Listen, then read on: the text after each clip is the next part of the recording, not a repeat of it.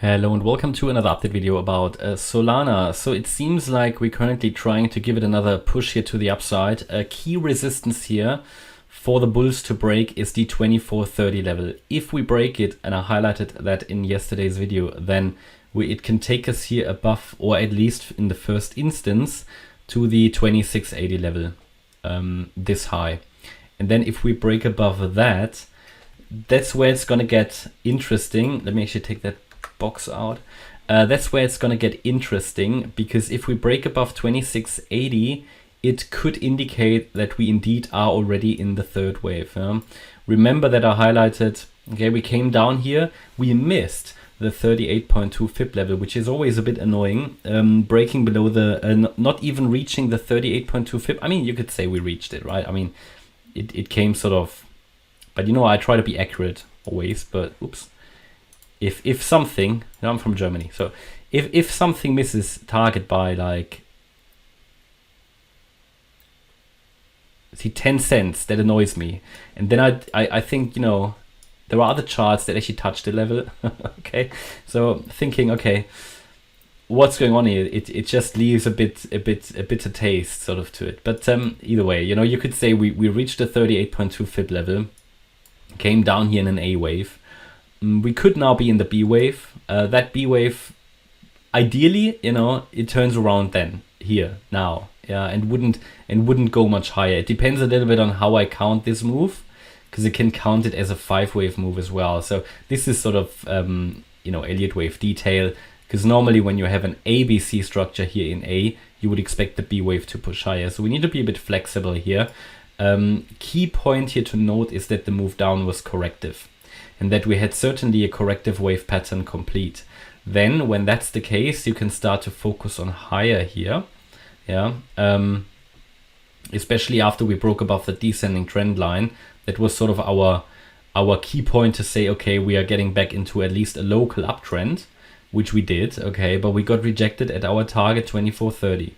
Now if we break above that target next, and if the bulls can get their act together, then we can reach to 2680 next. And this could still be the B wave at that point.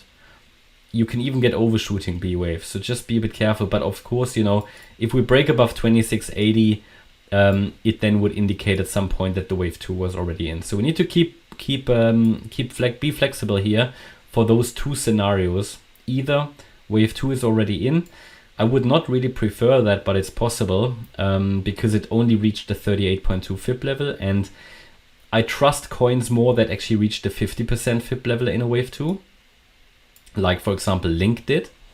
But Polkadot is also now in the third wave, and Polkadot only reached the 38.2 fib level. But here I was able for Polkadot to define a clear entry point, because the chart was a bit clearer than Solana, okay?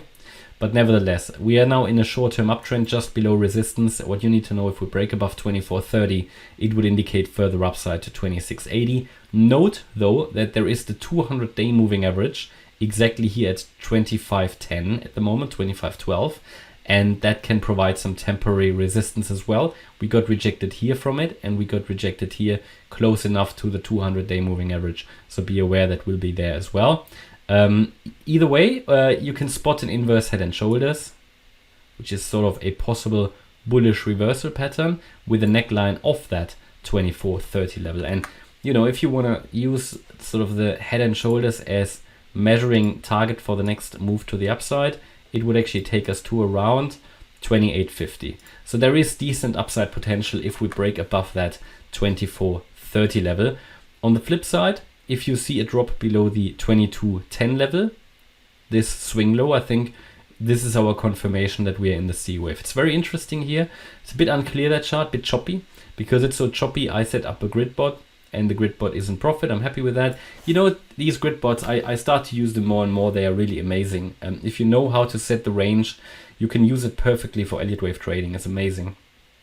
And for now, I think we are here on a good track. I think I would rather focus on higher here in the short term because of that inverse head and shoulders, because of we're currently holding above the, is it the 20-day moving average here, I think, in white, yeah.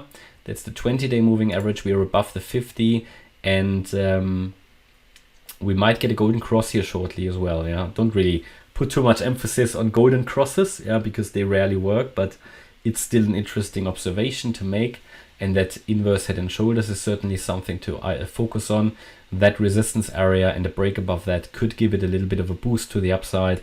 And then we can be watching what it does at the next pivot here around 2680, if it's going to turn around impulsively, or if it's also going to break above that. And if it's breaking above that, we can look at a $50 target roundabout for that third wave to the upside. Yeah.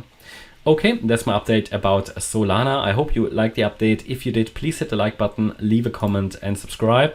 And if you really like the content, then please check out the channel membership. Thanks a lot for watching. Bye-bye.